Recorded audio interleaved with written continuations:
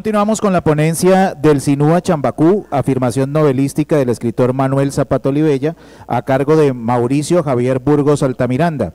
Él es licenciado en Español y Literatura por la Universidad de Córdoba, magíster en Literatura Hispanoamericana en el Instituto Caro y Cuervo, candidato a doctor en Ciencias de la Educación de la Universidad Metropolitana de Educación, Ciencia y Tecnología, becario del Programa de Formación Doctoral del Ministerio de Ciencia, Tecnología e Innovación, en el doctorado en Literatura de la Universidad Tecnológica de Pereira.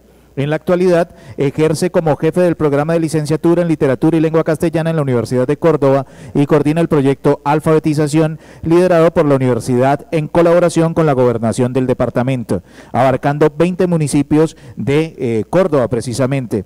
Es conocedor de la obra literaria de Cervantes, Aurelio Arturo, Zapata Olivella, García Márquez, Sánchez Juliao y Jorge Franco Ramos, de donde han resultado trabajos investigativos presentados en eventos académicos nacionales e internacionales. Asimismo, ha publicado artículos en revistas académicas de circulación nacional. Actualmente es miembro del comité editorial para la reedición de las obras de Manuel Zapata Olivella en el marco de la celebración del centenario de su natalicio. Ha publicado en coautoría los libros Literatura y Sociedad en Héctor Rojas Erazo y Gabriel García Márquez y el estudio crítico de la obra literaria en el ámbito académico. Recibamos pues a Mauricio Javier Burgos Altamiranda. Buenas tardes, noche ya para todos.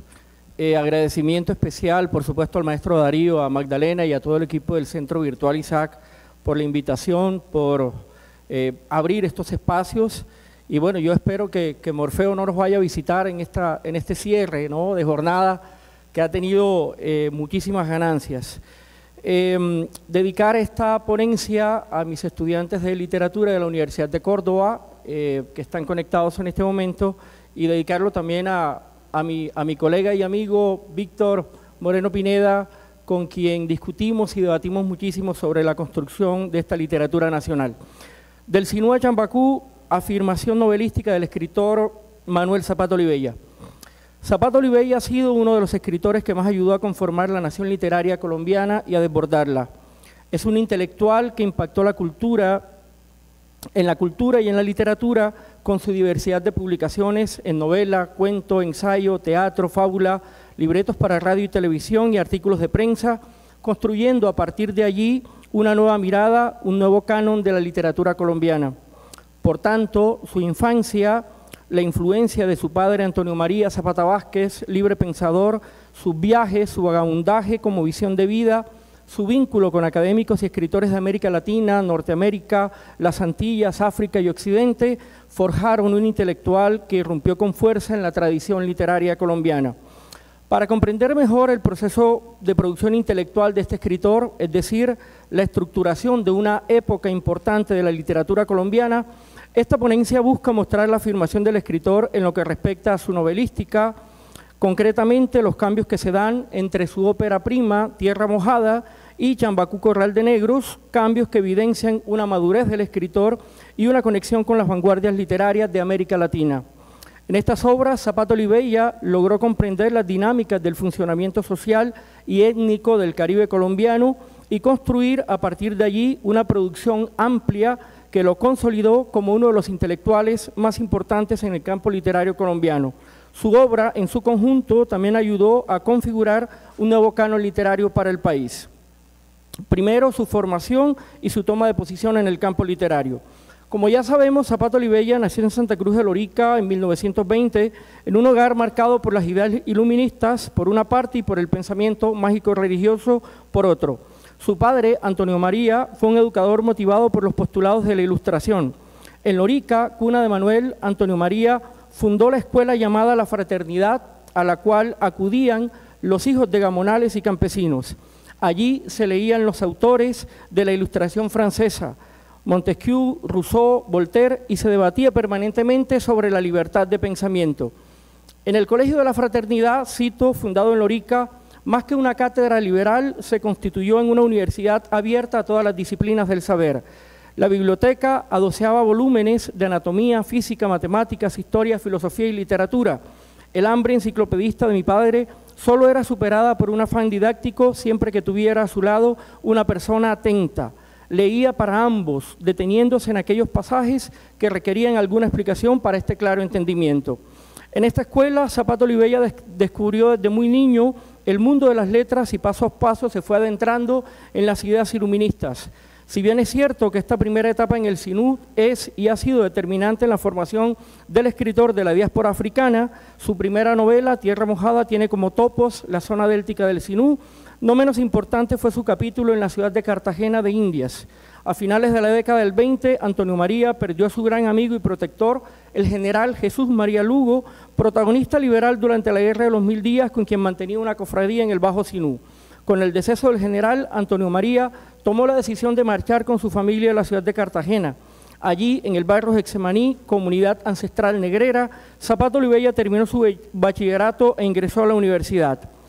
El universo racial de la ciudad, los oprobios permanentes padecidos por los pobladores, en especial los de Getsemaní y Chambacú, y la condición triétnica misma de Manuel, lo llevaron a asumir desde muy temprana edad una postura de plena conciencia sobre sus orígenes, su condición triétnica y el papel que debía desempeñar como sujeto cultural. Cito: para entonces tenía yo 20 años y plena conciencia de mi hibridez, pero este convencimiento me despertaban angustiosas respuestas. Los términos mestizo, bastardo, mulato, sambo, tan despreciados en la historia y la sociedad americana, me reclamaban una actitud consecuente conmigo mismo, con mi sangre, con mis ancestros. Mi rostro oscuro no podía mirarse sin el miedo en el espejo del conquistador europeo. En mi familia, todos los abuelos habían nacido engendrados en el vientre de una mujer india o negra. Llevamos la pelambre indígena, los ojos azules o el cuerpo chamuscado con el sol africano. Los estudios de medicina adelantados en la capital de Bolívar le dieron a Manuel una base para conocer la Universidad Pública Colombiana. Sin embargo, su deseo de aprendizaje lo llevó a continuar sus estudios en la Universidad Nacional de Colombia en Bogotá. Allí empezó a comprender la dimensión racial del país y a vivir de cerca los estragos del racismo. Cito: el proceso de concientización racial fue silencioso y lento. En un comienzo, recién llegado a Bogotá, apenas advertía la mirada curiosa del niño agarrándose atemorizado de la madre del padre. Durante siglos, la imagen del negro había servido para identificar al demonio en la escuela, en las láminas de los libros y en la escuela. Confrontadas las experiencias con los hermanos caucanos, prolijas las lecturas antropológicas y políticas, la lucidez en torno a mi ancestro fue profundizándose hasta tocar en el fondo el problema de clase. La sociedad colombiana, todavía erosionada por los antagonismos de castas impuestos desde la colonia, tenía previsto un lugar señalado al mulato. Cierro cita.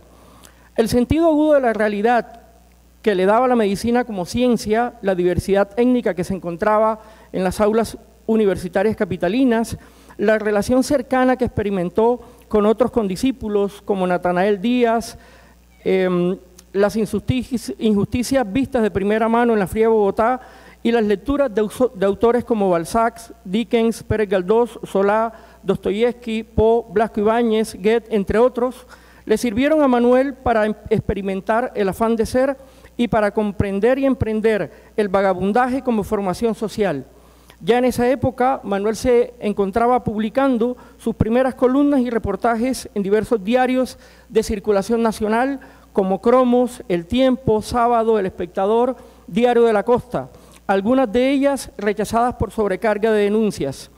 Con este cúmulo de aprendizajes y vivencias, se van convirtiendo poco a poco en un insumo para las primeras novelas, comillas, atosigado por las injusticias que debía observar y compartir a lo largo de la calle 10, donde en horas y sitios distintos confluían congresistas, miserables, clérigos, estudiantes y mercaderes de la muerte, del dolor y del sexo. Comencé a convertir las frustraciones o las frustradas crónicas en borradores de futuras novelas. Cierro cita. Obsesionado con la idea de que antes de graduarse de médico debía graduarse en la Universidad de la Vida, manteniendo como maestros a los pobres del mundo, Zapato Olivella emprendió un peregrinaje por la selva colombiana en el sur del país y luego por las costas del Pacífico, que lo trajeron de vuelta a su hogar en Cartagena. Contra todos los argumentos familiares, Manuel expresó la necesidad de recorrer a pie Centroamérica y llegar a los Estados Unidos como única forma de experimentar la escuela del vagabundaje, del viaje. De nada sirvieron los llamados de atención de su padre y los ruegos de su madre, pues la decisión estaba tomada. Germán Espinosa, en el prólogo a su libro Pasión Vagabunda, relato que reúne la travesía de Manuel desde Cartagena hasta Nueva York, unas veces a pie, otras veces como viajero, otras como polizón, señala, abro comillas, la de viajar parece ser el ansia incontenible de todo escritor, ansia que en muchos de ellos no se concentra con el mero itinerario de las latitudes exóticas, sino que exige ese aliño adicional de la aventura, tal vez de la costumbre, que Lucano le atribuye a Julio César de creer que mientras quede algo por hacer, no se ha hecho nada. Esta fijación de Zapata Olivella estaba motivada no solo por las influencias de autores como Chateaubriand, Stevenson, Gorky, Loti, Stanley, Joseph Conrad, Cervantes y en especial Jack London, a quien releyó durante su regreso a Cartagena, sino por la necesidad de buscar en los territorios las respuestas a las preguntas que rondaban en su cabeza.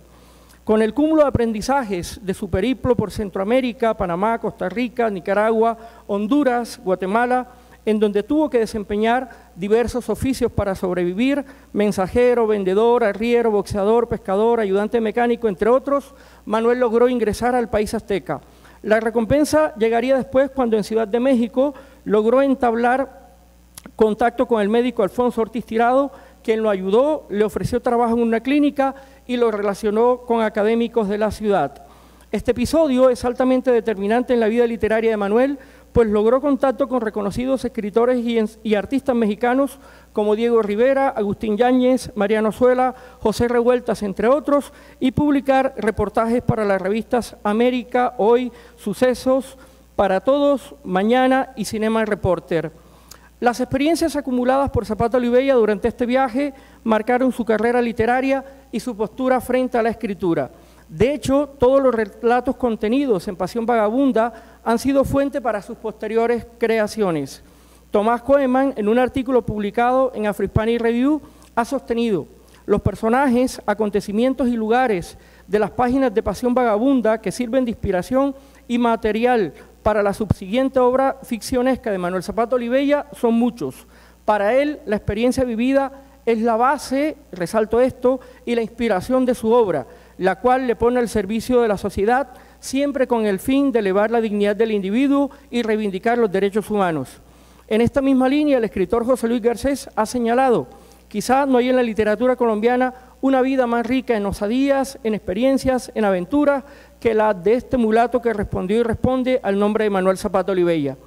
2 episodios finales, producto del vagabundaje en Estados Unidos, sustentan la toma de posición del escritor nacido en Lorica. El primero, cuando Manuel iba de camino a Los Ángeles en el ómnibus, en su primer ingreso al país del norte. El chofer le exigió que se levantara del puesto donde se había sentado, indicándole el último lugar sobre la parrilla caliente reservada a los negros. El segundo, igualmente importante, consignado en su libro He visto la noche, en sus páginas finales, cuando Zapata Olivella, ya en Bogotá, y tras haber retomado la culminación de los estudios de medicina, era interrogado por muchos de sus condiscípulos. Comillas: ¿por qué volviste a la universidad? ¿Qué te trajo de nuevo a la patria? ¿Por qué renunciaste al vagabundaje? ¿Dónde está la ciencia que cure mis llagas, hermanos? Entonces miré hacia atrás, hacia mi infancia sin juguetes y con alimento de bananos. Me enfrenté con los ojos abiertos a mi ignorancia de bachiller, miré con entrañable amor todos los hermanos que sufrían, pero entre ellos a los de mi patria. Tal vez por ser mi propia carne o porque en ella podía más libremente realizar una nueva tarea que se me había impuesto: aliviar el dolor humano, dedicándome no solo al estudio de la patología médica, sino también de la sociedad, como único medio de llevar el examen clínico hasta los orígenes mismos de la enfermedad, a su etología económico-social. Cierro cita. Ahora bien, situar a Zapata Olivella en la literatura colombiana y latinoamericana, en particular en la producida a mediados del siglo XX, significa comprender una época de transición donde varios escritores asimilaron las vanguardias y propusieron una nueva forma de evaluar la realidad desde la literatura. Justamente con Zapata Olivella se abre una importante mirada hacia las comunidades étnicas y se otorga voz a la periferia de la nación, concretamente en novelas como Tierra Mojada y Chambacú, Corral de Negros. Tierra Mojada, una mirada desde la región de la tierra placentaria. Recreada en el sinú de la infancia de Manuel, Tierra Mojada es su ópera prima. La novela, que guarda relación con la escritura hegemónica realista, relata la vida de una familia de campesinos que son despojados de sus tierras y condenados al destierro permanente. En un primer momento, Gregorio Correa, Goyo, como lo llamarán sus hermanos desheredados, es expulsado por el gamonal Jesús Espitia, quien ejerce un dominio político, social y económico en toda la región del Sinú. Su capataz, Félix Morelo, arruina permanentemente la cosecha de arroz de la familia de Goyo, que sin poder pagar las deudas contraídas para cultivar, se ve obligado a alejarse del pedazo de tierra donde él y sus abuelos sembraron el arroz desde hacía siglos. Arrojado a la deriva en el Sinú, Gregorio, acompañado de su mujer Estebana y sus hijos José Darío y Rosaura, en una artesanal champa, no ve otra opción que establecerse en el bosque manglar en medio de los peligros de la naturaleza como única forma de acceder a un pedazo de tierra. Por supuesto, logra calzar los ecos y empieza una nueva vida en medio de la crudeza de la selva estuarina. Con el éxito de la cosecha de arroz, llegan otros pobladores a crear comunidad con Goyo.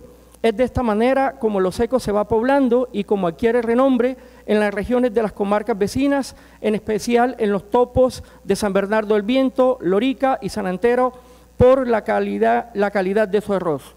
La estructura lineal de esta primera novela de Zapato Olivella, organizada en 33 capítulos, nos indica que los pequeños nuevos pobladores del bosque manglar, ante la ausencia del derecho legítimo a la tierra, lograron dominar las dificultades de la naturaleza en 10 años, enfrentando diversas inundaciones.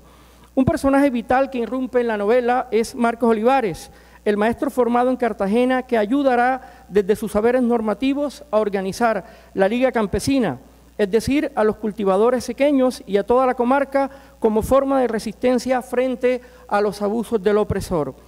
Estos están representados en el alcalde Calixto Flores, el gamonal Jesús Espitia, ahora senador de la República, el sacerdote de la parroquia, padre Olascuaga, la mayorista compradora de arroz, la Siria, y los representantes del orden público, la policía, que con frecuencia irrumpe en la casa de los sequeños para arrestarlos.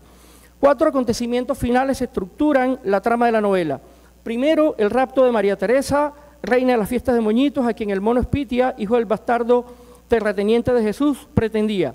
En medio de las fiestas costaneras y con el apoyo del maestro Marcos Olivares, María Teresa es raptada a voluntad por José Darío y llevada a los ecos para convertirse en su mujer. Segundo, la violación de María Teresa por parte del mono Espitia en los vastos terrenos de su padre y el nacimiento del hijo blanco para José Darío en medio de una familia de mulatos. Tercero, la muerte del mono Espitia, el malévolo capataz Félix Morelo y el mismo José Darío, el esposo deshonrado, quien muere de un balazo en el pecho propinado por Morelos luego de ir a cobrar venganza a mano propia. Y cuarto, el intento de despojar a Goyo y su comunidad de las nuevas tierras de los ecos, con orden judicial en mano por parte del opresor Jesús Espitia, quien ahora reclamaba los nuevos terrenos como propios. Nada pudo concretar en este segundo intento el despojador, ni la destitución del maestro Marcos Olivares, organizador de la Liga Campesina, ni el cambio de curso del río, que, al bajar su caudal de manera intempestiva, dejó atónitos a los pobladores sequeños, creyendo que sus casas se elevaban por los aires, como lo hiciera más adelante Remedios la Bella. Ciro Alegría, el consagrado escritor peruano que Manuel conoció durante su periplo por los Estados Unidos, escribió unas notas prologales para Tierra Mojada. En ella señala: el estilo de Zapato Olivella es simple y directo y cuadra bien a sus temas. Son muy pocos los escritores nuevos que, tratando temas tropicales, no se enreden en la frondosa retórica de don José Eustacio Rivera como en Otra Manigua. Como el lector podrá comprobar leyendo Tierra Mojada, hay un fresco vigor, estancias de ruda poesía y una entonación negra, para ser más exactos, que dan a esta obra singular interés. Por su fondo y forma, puede ser considerada como uno de los primeros brotes novelísticos de la sensibilidad negra en nuestra América. Chambacú, Corral de Negros, una mirada al corazón negro en Cartagena. La novela Chambacú, Corral de Negros de Zapato Olivella, publicada en el 63, emerge como una obra literaria sobresaliente que trasciende las páginas de un libro para abrazar la historia y la conciencia colectiva de un pueblo, de una nación.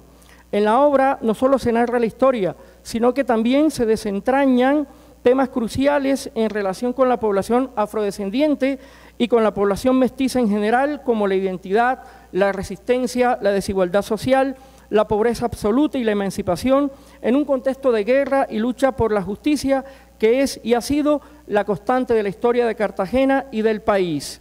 Zapato Olivella introduce la pluralidad de voces en una especie de corifeo, para mostrar diferentes perspectivas sobre la situación social de los miserables relegados a una isla putrefacta, desde la mirada externa de Inge, personaje venido desde Suecia, hasta la lucha por la identidad y la educación liberadora, representada en personajes como la maestra Domitila y Máximo, hijo de la Cotena. A lo largo de la novela se percibe la constante discriminación y marginación que sufren los habitantes de la isla por parte de la élite blanca de la ciudad. Estructuralmente, la novela está organizada en 3 grandes capítulos: los soldados, el botín y la batalla. 2 trasfondos históricos sirven de sustento a la trama argumental: el despojo destierro, diríamos hoy modalizadamente reasentamiento de los habitantes de la isla de Chambacú de la ciudad de Cartagena, adelantado en 1971, y la participación del Batallón Colombia número 1 de las Fuerzas Militares en la batalla entre Corea del Norte y Corea del Sur entre el 51 y el 54, bajo el mandato del presidente Laureano Gómez, cuyo saldo dejó para Colombia 196 muertos y más de 400 heridos. Justamente la novela empieza con una redada adelantada en Chambacú, cuyo único propósito era reclutar soldados para dicha guerra.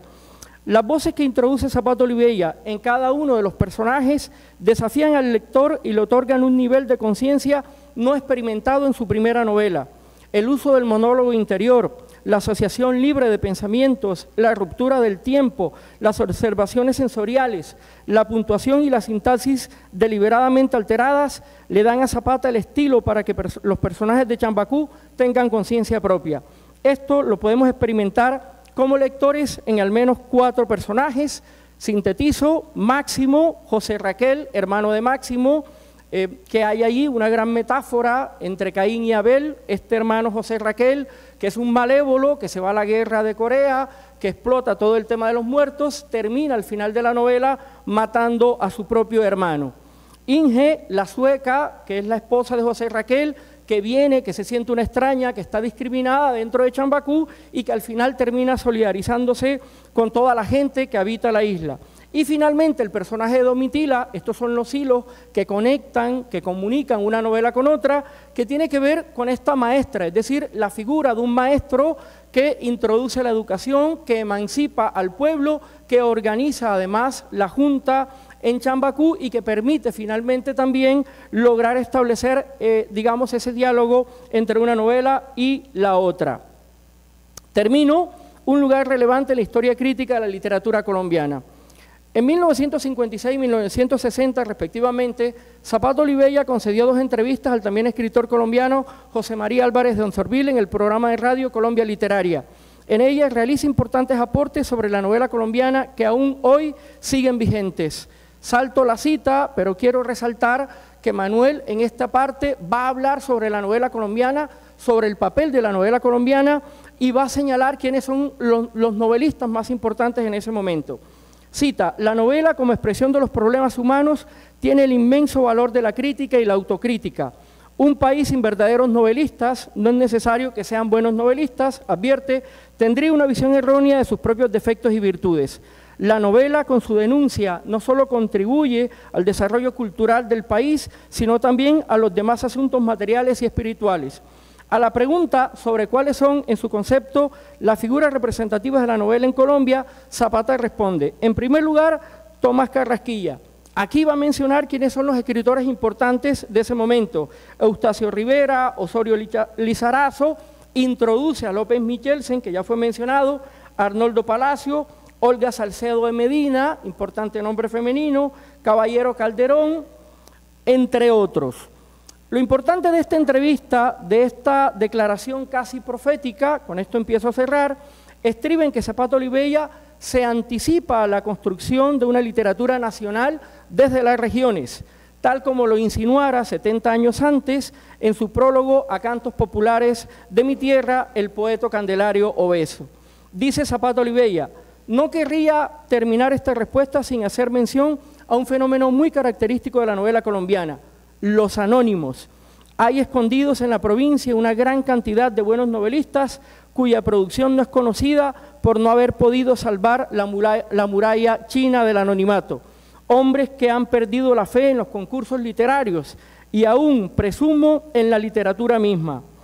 Estas reflexiones finales indican no solo el compromiso decidido que tenía Zapato Olivella en la producción novelística del país, sino con el impulso y difusión de las letras colombianas, con los escritores anónimos, ejercicio que emprendería luego con la revista Letras Nacionales, espacio por el que se proyectaron quienes serían la nueva generación de escritores colombianos.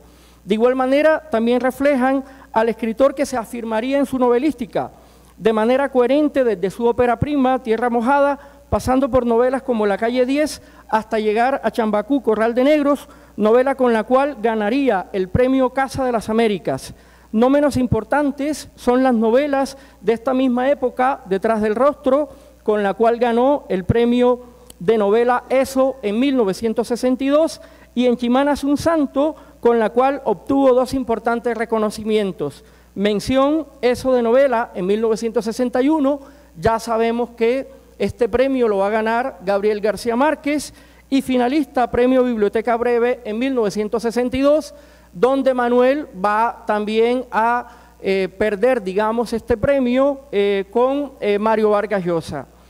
Pese a esta importante producción y a los premios y reconocimientos internacionales, Zapato Olivella solo empieza a interesar a la crítica en la década siguiente de manera fragmentaria en trabajos como los de Eduardo Camacho Guisado. Tal vez por ello sus primeras novelas, incluso las premiadas, fueron mal editadas y no tuvieron la aceptación que merecía. Ahora que se construye la historia crítica literaria de la literatura colombiana, es pertinente afirmar que desde el Sinú a Chambacú, siguiendo a la crítica literaria Lucía Ortiz, Manuel Zapato Olivella ocupa entonces un lugar vital en el desarrollo de la literatura nacional. Muchas gracias.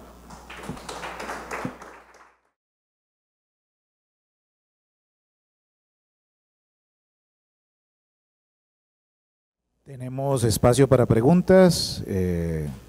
Bueno, muchas gracias, Mauricio. Leíste rápido, pero ahí nos tenías muy conectados. Relato radiofónico, ¿no? Gracias por el esfuerzo porque… Para que Morfeo no llegue. Yo sé que hasta ahora es difícil. Bueno, estaba pensando en dos cosas. La figura del profesor, ¿no? El profesor como personaje literario. El maestro, además, maestro rural, ¿no? A propósito de Kafka que mencionaba hace un rato. Si nos puede hablar un poco más de eso y también lo que hablábamos en uno de estos desayunos, ya no me acuerdo cuándo, de esa emisión radiofónica, ¿no? Porque ese es otro archivo que también nos puede servir mucho en este proyecto, lo audio y lo audiovisual, ¿no? Entonces, bueno, cuéntanos un poquito más de esas dos cosas. Sí, a propósito del papá de Olivella, sabemos que en la zona de Cartagena hubo mucha masonería. De pronto en ese ideario liberal, ahí está, Germán Espinosa lo explora mucho en La Tejedora de Coronas, y hay allá no me acuerdo en ese momento el nombre, La Estrella, no sé qué, en Cartagena, que es un centro grandísimo de masonería, y con ese ideario me lleva a pensar de que de pronto hay alguna relación en el papá de Zapata. No, mi pregunta es, la cita que estabas haciendo, la entrevista, ¿de qué fecha es? ¿Cuál de ellas? Donde habla de las novelas y los novelistas. Hay dos entrevistas que están en Letras Nacionales publicadas, una del 56 y otra del 60. No, porque veo que ignora a los colegas, ¿no? Ya para esa época ya había publicado Cepeda, todos estábamos a la espera. No lo mencioné. García Márquez, La hojarasca, José Félix fue mayor, 2 novelas. Sí, un detallito, no se ganó el premio Casa de las Américas. Casa de las Américas, con Chambacú, Corral de Negros. Bueno, hasta ahora el rastreo permite evidenciar eso, pero bueno, es discutible y lo podemos contrastar, digamos, con los archivos. De hecho, en el último encuentro que adelantamos en Barranquilla, justamente con miembros de Casa de las Américas, ellos ratificaban que Manuel se había ganado con Chambacú, Corral de Negros este premio.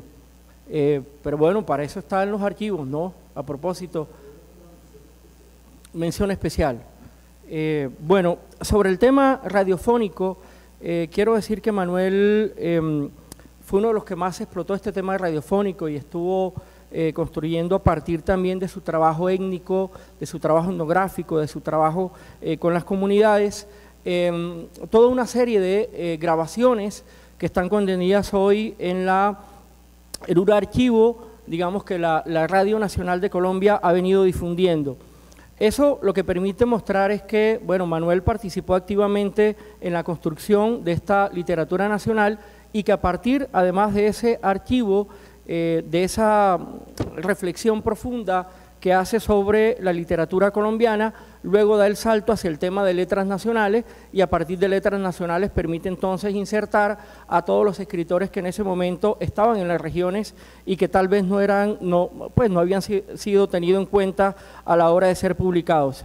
Sobre el tema de la masonería, claro, evidentemente hubo una participación de su padre Antonio María. Hay datos justamente sobre Manuel, su filiación, su vinculación, archivos incluso familiares que confirman esto y que por supuesto vinculaban a su familia a esta condición libre pensadora y a trabajar por los temas de emancipación. Manuel, por supuesto, es un hombre que contribuyó muchísimo a la construcción de la literatura nacional y por supuesto sus obras, toda su literatura da justamente cuenta de ello. Quisiera que ahondaras más en lo último que mencionó sobre la recepción crítica de la obra de Manuel Zapata Olivella. También como quisiera hacer un comentario de la anterior conferencia con relación a esta pregunta, y es que él me llamó la atención que tuvo una amplia correspondencia con Presco, que pues precisamente él ha sido uno de los teóricos como de la literatura también afrocolombiana, ¿cierto? La literatura afrocolombiana tiene sus bases teóricas en la Academia Norteamericana. Entonces, claro, se podría también como acercarse más a esa correspondencia para mirar cómo fue esa relación, ¿cierto? Si había un intercambio de libros, porque ahí se podría entender también eso también que es problemático de la categoría como literaria de literatura afrocolombiana, que ya indicaban en otras conferencias. Bueno, es el escritor entonces, por su condición racial, el que se determina que una obra es afrocolombiana o no, todas estas cuestiones. Entonces quería como complementar esta pregunta mencionar eso. Y muchas gracias. El archivo de Vanderbilt está disponible, Peter, en línea y creo que está disponible también para mirar esas relaciones intelectuales que Manuel logró construir con académicos afrodiaspóricos que en Estados Unidos, por supuesto, estaban construyendo también toda una literatura. De hecho, Manuel, cuando hace su recorrido a pie, cuando logra llegar a los Estados Unidos, logra empezar a entretejer estas primeras relaciones y naturalmente de ello queda ese vínculo permanente que luego Manuel va a nutrir con cada una de las correspondencias. Entonces, hay evidencia de ello en este archivo personal y creo que nos permite a nosotros rastrear de manera muy singular lo que fue justamente ese vínculo entre este gran académico colombiano y por supuesto los académicos afrodiaspóricos. Sobre el tema de la recepción hay que señalar que Manuel ha sido un escritor investigado desde hace tal vez 4 décadas para acá, con muchísima fuerza en las últimas 2 décadas, es decir, hay hoy toda una preocupación en los académicos norteamericanos para reivindicar su obra, para mostrar su gran producción y sobre todo para mostrar cómo desde la literatura, desde la producción de Manuel y concretamente de una novela como Changó el Gran Putas, diría Ivonne Captain Hidalgo, no existe una novela referente afrodiaspórica de esa condición, de ese impacto y de esa amplitud escrita en América. Por consiguiente, Manuel es un hombre que interesa muchísimo a estos intelectuales afrodiaspóricos y hoy, gracias al trabajo de digitalización, gracias también a la difusión de su obra, gracias al trabajo adelantado en el Comité Central para la reedición de su obra en el 2020, con ocasión de la celebración del centenario de su natalicio, a las universidades que participaron en el proceso, al liderazgo del Centro Virtual ISAC, y por supuesto a la familia que se dio los derechos, pues la obra hoy es de libre acceso y puede consultarse, al igual que los estudios críticos que han venido introduciéndose a través de la página, ¿vale? No, solo un par de comentarios, además de felicitarte por lo que nos has traído hoy sobre Manuel, pero yo creo que hay cosas de Manuel que valen la pena que cada vez se le den más importancia. En su paso por México, él iba al centro afrobrasilero Nina Rodríguez, y ahí es donde por primera vez empieza a tener contacto con las religiones de matriz africana, y el candomblé le va a llamar mucho la atención, y después se viene a Cuba, en donde va a tener bastante relación, investigación de eso, va a tener algo después en sus viajes en Brasil, y eso va a ser una parte muy importante en la cosmovisión de Manuel. Por ahí es que Manuel va a llegar al mito, en esa genealogía que tú haces, el cirujano de la selva y estas cosas, ahí todavía no ha llegado. Realmente el acceso, dijéramos, a una visión mítica se la van a dar las religiones de matriz africana, especialmente los yorubas, llega a tener, y va a tener una relación cuando viene al Pacífico muy grande con otro que creo yo es el otro escritor que en ese momento se va a interesar por este aspecto. Estuvo en el Caribe también, que es Enrique Bonaventura, y estuvo en el Brasil. Yo tuve la fortuna de ser alumno de Buenaventura, los tres, en esa época llamaba Dramática 1, Dramática 2 y Dramática 3, y además de los contenidos que él daba, lo más importante era hablar con Enrique, y yo me iba en el mismo bus, porque vivíamos en el mismo barrio y hablábamos largo de esa parte.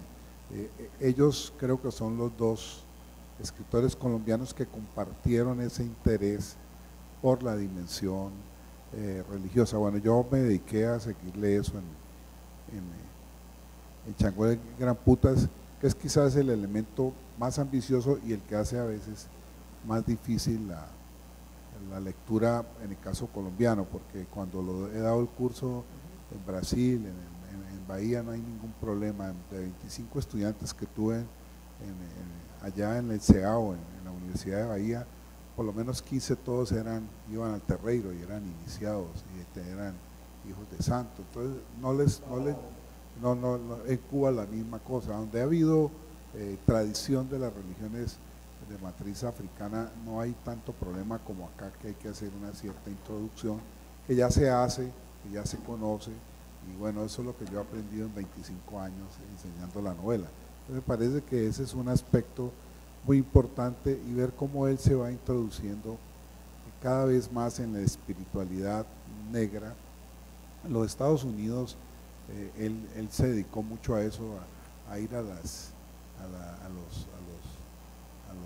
iglesias de los negros a ver todos esos rituales, y realmente eso fue completando, dijéramos, esa preocupación tan grande que, por ejemplo, ya se ve en Chimá nace un santo. Bueno, era el comentario que te quería hacer y felicitarte. Una cosita chiquita, a propósito de Lawrence Prescott. Lawrence Prescott fue uno de los académicos con los que sostuvo una amistad de larga data Manuel Zapata Olivella. La primera carta que ellos sostienen se da en 1974, la última más o menos en 2002. Resulta que él sostuvo amistad con 5 personas principales, que fueron Lawrence Prescott, Yvonne Captain Hidalgo, Jonathan Titler, que fue el productor de su obra Changó el Gran Putas al inglés, y dos escritores colombianos, Arnoldo Palacios, pero incluso uno podía mencionar ahí al Nobel Mario Vargas Llosa, Gabriel García Márquez. En la colección de Manuel Zapata Olivella se encuentran comunicaciones con estos personajes, incluso con Juan Rulfo. Hay una anécdota cuando él visitó la Sala de Letras Nacionales, que queda ubicada aquí en la Séptima en Bogotá. Entonces, ese tipo de cosas. Aquí voy a tirar una cuña un poco. En el libro Entre Cobios, nosotros hay un capítulo dedicado a la correspondencia de Manuel Zapata Olivella y Lawrence Prescott, y pues, que es de mi autoría, pero resulta que ahorita Vanderbilt, la revista Afro-Hispanic Review, va a publicar el volumen 40, número 2 de Afro-Hispanic Review, y ahí hay un artículo mucho más extenso que se llama Correspondencia entre Cobios, del hermano Loro al Putas, redes y agencia de dos intelectuales afro-latinoamericanos. Es un artículo donde analizo 36 cartas de Lawrence Prescott y Manuel Zapata Olivella, y de pronto puede dar una pista pues en ese panorama. La colección está habilitada a solo unos materiales. Usted coloca colección Manuel Zapata Olivella y tiene visibilidad algunos documentos de la colección. La colección ya está digitalizada totalmente, pero se demora más o menos 2 años en que el Centro de Estudios Latinoamericanos logre montar eso de acceso abierto, pero el ideal es ese. Pero sí, por supuesto, hay muchos intelectuales que tienen mensajes cruzados con Manuel, y incluso cuando uno mira la colección se encuentra que él sostenía muchas cartas con personas políticos, embajadores, presidentes. Él sostuvo conversaciones, por ejemplo, con Belisario Betancourt. Él también le enviaba documentos a Belisario Betancourt, por ejemplo, la enciclopedia afrocolombiana, un montón de cosas que Manuel hizo, y en la colección se visibiliza. Y en el caso de Lawrence Prescott, por supuesto, es una de las amistades de más larga data, e incluso la colección de Manuel Zapata Olivella se adquirió por Vanderbilt en 2008, pero hace 3 años Rosalía Cornejo Parriego, que es la viuda del profesor Lawrence Prescott, también hizo una donación de la biblioteca de Lawrence Prescott y de los archivos de él a la biblioteca de Vanderbilt. Entonces, hace más o menos 3-4 años ya está todo allí, e incluso la maestra Delmira Maza Zapata, hija de Delia Zapata Olivella, hace 2 años hizo la gestión, y ahora Vanderbilt tiene el archivo de Manuel Zapata Olivella, Delia Zapata Olivella y Lawrence Prescott. Es así que se arma como esa divina trinidad, en la cual la universidad ya casi que tiene toda la colección de la familia Zapata Olivella, y se está gestionando con Ariel Zapata, que es el hijo de Juan Zapata Olivella, para que él entregue también los materiales que tiene del padre. Entonces la Universidad de Vanderbilt va a quedar básicamente con las 3 figuras de la familia Zapata Olivella: Manuel, Delia y Ariel, y Juan. Va a quedar con toda su obra, y eso sería también muy importante. A futuro todo va a estar subido de manera digital, entonces quería como acotar eso, y ahí está el nuevo número de Afro-Hispanic Review por si quieren interesarse en la correspondencia de Manuel y Lawrence. Bueno, no sé si quieres hacer un comentario de la... Bueno, entonces vamos cerrando la jornada de hoy, la 4ª jornada de la versión número 13 del Simposio Internacional Jorge Isaacs, La Patria Literaria.